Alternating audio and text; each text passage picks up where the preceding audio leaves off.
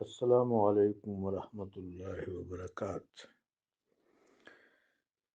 آقا و مولا صلی اللہ علیہ وآلہ وبارک وسلم نے امن عامہ کے لیے، سماجی اصلاح کے لیے، خلق کے بہبود کے لیے، عالم انسانی کے فلاح کے لیے ہمیشہ میثاق کو اہمیت دی۔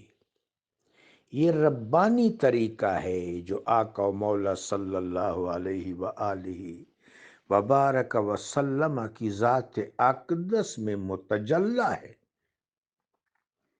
رب جلیل نے بھی ارواح سے معاہدہ کیا عالم میثاق میں۔ قرآن عظیم نے عالم میثاق کے علاوہ عالم مثال میں 5 معاہدوں کا ذکر کیا ہے۔ اگر عالم میثاق کے معاہدوں کو بھی شامل کیا جائے تو 10 معاہدے بنتے ہیں عالم بالا میں، جو ارواح متمثلہ کے ساتھ رب جلیل نے فرمائے۔ اس طرح ملائکہ کے ساتھ بھی کریم رب نے معاہدے کیے۔ تو میثاق کریم رب کی سنت ہے۔ اللہ تو اپنے خلائق پر قادر ہے، قدرت تامہ رکھتا ہے، متصرف ہے، غالب ہے، مقتدر ہے، جل شانہ، کہ وہ خالق ہے، باقی سب اس کی مخلوقات ہیں۔ پیدا بھی اللہ نے کیا، ان پر غلبہ بھی رب رکھتا ہے، ان کو حبوط اور تبسیط بھی دے سکتا ہے اور ان کو رجعت بھی دے سکتا ہے۔ اللہ العظیم وللہ الحمد۔ میرے آقا و مولا علیہ السلام نے بھی سنت الہیہ کی ہمیشہ پیروی کی۔ پھر میرے آقا و مولا علیہ السلام خلائق کے درمیان اگر ممتاز کا لفظ استعمال کیا جائے تو یہ لفظ کم ہے۔ یہ لفظ آپ کی جوہریت اور آپ کی سیرت کو ریپریزنٹ کما حقہ نہیں کرتا، اس لیے کہ ممتاز ہے، ممیز ہے، بہت سو میں سے، یہ تو کمپیریزن ہے۔ میرے آقا و مولا علیہ السلام کے ساتھ کسی کا کمپیریزن نہیں ہے، اس لیے کہ آپ باعث تخلیق کائنات ہیں۔ عالم بالا ہو یا عالم سفلا، آپ کے جوہر نوری سے عبارت ہے، سر مصطفی اور حقیقت محمدیہ سے عبارت ہے۔ سو آپ خلق میں سے ممتاز لفظ جو استعمال کیا جاتا ہے، یہ صورتحال کی صحیح ترجمانی نہیں ہے کہ آپ خلائق میں ممتاز ہیں۔ خلائق میں آپ ممتاز تو بہر صورت ہیں، ممیز، ممتاز، منفرد، اعلیٰ و بالا، وہ تو بہر صورت ہیں۔ صحیح یہ ہے کہ خلق آپ کے جوہر نوری سے عبارت ہے اور آپ باعث تخلیق کائنات ہیں۔ خلق آپ کے دم قدم سے ہے اور یہ رب جلیل و جمیل کی تدبیر ہے، سبحان اللہ العظیم۔ سو میرے آقا و مولا علیہ السلام تمام خلائق پر رؤوف الرحیم ہیں۔ چنانچہ ہر ایسا میثاق، ہر ایسا پیکٹ، ایسی ٹریٹی، ایسا کنٹریکٹ، ایسا معاہدہ، ایسا وثیقہ اور ایسا میثاق جو بہبود عامہ کو فروغ دے، خلق خدا کی فلاح کا باعث و ضامن ہو، امن عامہ، پرامن بقائے باہمی کا متضمن ہو، میرے آقا و مولا علیہ السلام اس حوالے سے شفقت فرماتے رہے ہیں۔ حلف الفضول، یہ معاہدہ میرے آقا و مولا کے اجداد نے کیا، اجداد مصطفیٰ صلی اللہ علیہ وسلم، اجداد مصطفیٰ علیہم السلام نے یہ معاہدہ کیا، حلف الفضول۔ نگران وہ تھے، وہ جو فضل نامی سردار تھے وہ سیکرٹری تھے۔ مثلا جس طرح آج کل بھی ملکوں کے درمیان معاہدے ہوتے ہیں، تو کوئی ایسا معاہدہ ہوتا ہے کہ کوئی سیکرٹری سائن کرتا ہے، صدر مملکت اور وزیر اعظم سائن نہیں کرتے۔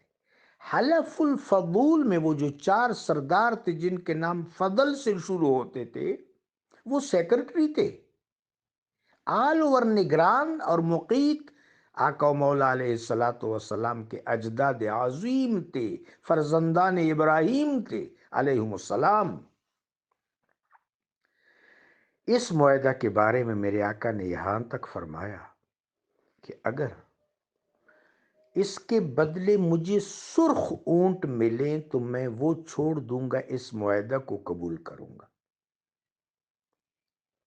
یہ فرزندان ہاشم کی،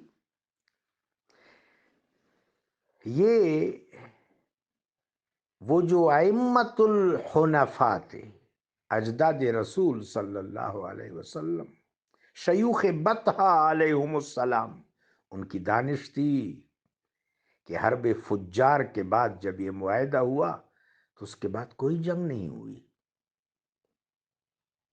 پورے حجاز مقدس میں امن اور سلامتی کے پھریرے اڑ رہے تھے۔ اس معاہدہ کو میرے آقا ہمیشہ ستائش کی نظر سے دیکھتے تھے۔ اس کے بعد مکہ شریف میں جس وقت خانہ کعبہ شریفہ کی تعمیر نو کے وقت حجر اسود کی تنصیب کا معاملہ آیا تو جنگ چھڑنے والی تھی۔ میرے آقا نے سب کو حلف الفضول کی یاد دلائی، سب نے میرے آقا و مولا علیہ السلام کو راہبر منتخب کیا، میرے آقا کو اختیار دیا کہ آپ فیصلہ کریں۔ میرے آقا نے سب کو خیر پر جمع کیا، تنصیب حجر اسود بھی ہو گئی اور امن عامہ بھی برقرار رہا۔ پھر جس وقت ابلاغ و شہادت حق کا آغاز ہوا، میرے آقا نے کئی دفعہ مکہ کے سرداروں سے کہا کہ یوں کر لیتے ہیں کہ دعوت تو بات کی بات ہے، شرف قریش پر معاہدہ کر لیتے ہیں۔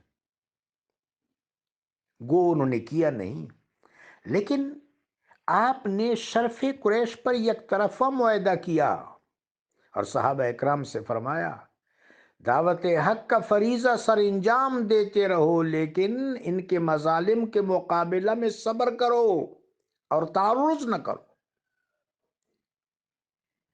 پھر میرے آقا و مولا علیہ السلام نے نجاشی کے نام مکتوب بھیجا، صلح حدیبیہ کے بعد والا مکتوب اور ہے، یہ جس وقت ہجرت حبشہ ہو رہی تھی، یہ مکتوب میرے آقا نے بھیجا، اپنے بھائی سیدنا جعفر طیار کو دیا۔ یہ اس بات کا معاہدہ تھا کہ ہمارے ان لوگوں کو وہاں پناہ دی جائے، آپ عادل ہیں، عدل کا لازمی تقاضا یہ ہے کہ عدل کی برکات تمام لوگوں تک پہنچے۔ میرے آقا و مولا علیہ السلام نے مدینہ شریف کو رونق بخشی تو آپ نے یہود اور تمام قبائل کے ساتھ، حتیٰ کہ مدینہ شریف کے مضافات میں جو قبائل تھے ان سے بھی معاہدہ کیا، میثاق مدینہ کے نام سے یہ معاہدہ مشہور ہے۔ اس کے دور رس اثرات مرتب ہوئے، مدینہ شریف میں تجارت کو فروغ ملا، امن کو فروغ ملا، اور یہ معاہدہ اتنا مضبوط تھا، اتنا مؤثر تھا کہ جو شخص اس معاہدہ سے ٹکرایا وہ نابود ہو گیا۔ منافقین اس معاہدہ سے ٹکرائے، بے نقاب ہو گئے۔ یہود اس معاہدہ سے ٹکرائے، ان کو مدینہ شریف سے بے دخل ہونا پڑا۔ پھر جب خیبر میں شرارتیں کی تو وہاں ضربت حیدری سے کیفر کردار کو پہنچے۔ اس طرح اس معاہدہ سے دیگر عرب کے حلیف قبائل جس وقت منحرف ہو گئے تو وہ بھی اپنے انجام کو پہنچ گئے۔ اس کے بعد صلح حدیبیہ، یہ ہنگامی معاہدہ تھا، لیکن یہ معاہدہ 10 سال تک ویلڈ رہا۔ جس وقت کفار نے اس معاہدہ کی خلاف ورزی کی تو پھر وہ اپنے آپ سے گئے، ان کا اقتدار و اختیار اور ان کا تصرف ختم ہو گیا، اور مکہ شریف اہل توحید کے ہاتھوں بازیاب ہو گیا۔ مکہ شریف کے رحمت کے دروازے کھل گئے، رحمت للعالمین نے کھول دیے۔ تو دیکھا کہ ہر معاہدہ کفر کی شکست پر، اخلاقی شکست پر منتج ہوتا ہے، تمدنی شکست پر منتج ہوتا ہے، اور ہر معاہدہ مسلمانوں کی اخلاقی فتح اور تمام انسانوں کے بہبود پر منتج ہوتا ہے۔ تو میرے آقا و مولا علیہ الصلوۃ والسلام کے دور اقدس میں جتنے معاہدات ہوئے ان کے لازمی طور پر 2 نتائج مرتب ہوئے۔ ایک نتیجہ کہ جنگ کی فضا ختم ہوئی اور امن و سلامتی کی فضا آشکار ہوئی اور قائم ہوئی۔ دوسرا بڑا اثر کہ معاشی اور اقتصادی طور پر خوشگوار ماحول پیدا ہوا۔ یہ 2 لازمی نتائج ان معاہدوں کے مرتب ہوئے۔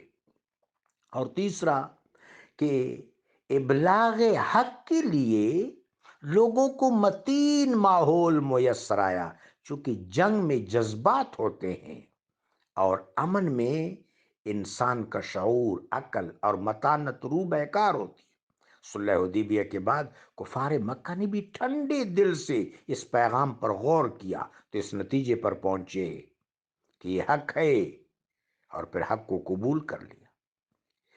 میرے آقا نے تو مغلوب اقوام سے معاہدہ کیا، بنو حوازن مغلوب ہو چکے تھے، میرے آقا نے ان سے معاہدہ کیا جس میں ان کے حقوق کی پاسداری کو قانونی شکل دی، حتیٰ کہ بنو حارث سے میرے آقا نے رشتہ داری قائم کی۔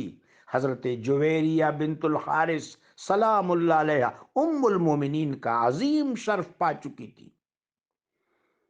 اس طرح مکہ شریف کے فتح کے بعد یہاں کے لوگوں سے آپ نے مؤلفۃ القلوب کا معاہدہ کیا، صحابہ اکرام کو پابند کیا کہ ایک تو جن اشعار میں ہجو تھا، رزم تھا، ان کو تلف کر دیا جائے، دوسرا ان کے آباء و اجداد کے کفر کے طعنے ان کو ہرگز نہ دیے جائے، تیسرا کہ ان کو دوسرے درجے کا شہری نہ سمجھا جائے، چوتھا یہ کہ ان کی تالیف قلب کی جائے تاکہ یہ دل و جان سے اسلام کی طرف راغب ہو۔ میرے آقا و مولا علیہ الصلوۃ والسلام نے معاش میں ان کا زیادہ حق رکھا تاکہ ان پر واضح ہو جائے کہ میں اللہ کا حبیب ان کے لیے رحمت ہوں، صلی اللہ علیہ وآلہ وبارک وسلم۔ یہ گفتگو زیادہ ہو گئی، حکیم الامہ کے شعر پر اس کو موقوف کرتے ہیں۔ آنکھ بر اعدا در رحمت کشاد، اہل مکہ را پیام لا تسریب داد۔ جزاکم اللہ۔